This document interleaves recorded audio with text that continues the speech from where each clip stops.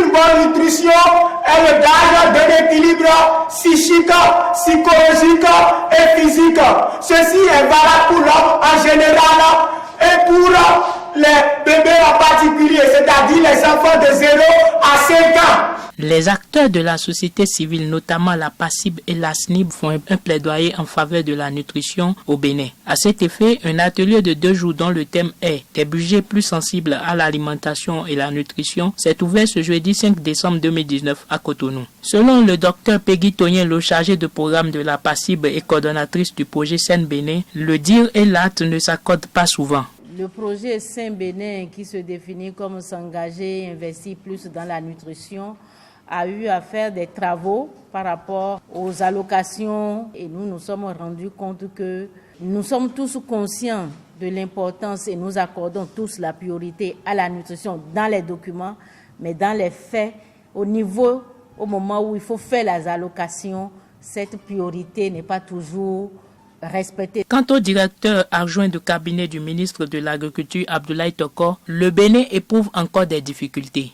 43% de la population béninoise est soumise à des risques d'insécurité alimentaire et 10% vivent en permanence dans l'insécurité alimentaire.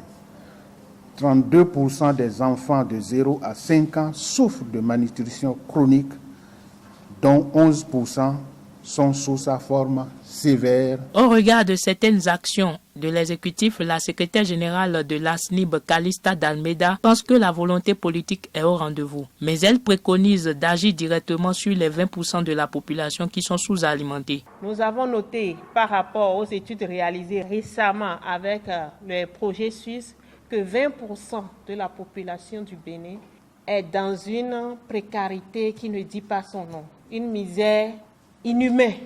Donc il va falloir agir directement avec cette couche pour qu'on puisse espérer le renversement de cette tendance. En réponse, le directeur adjoint de cabinet du ministre de l'Agriculture, Abdoulaye Toko, évoque l'engagement du gouvernement. Le ministère de l'Agriculture, de l'Élevage et de la Pêche en particulier sont déjà engagés pour mobiliser, allouer et investir plus dans la nutrition pour le développement durable de notre pays.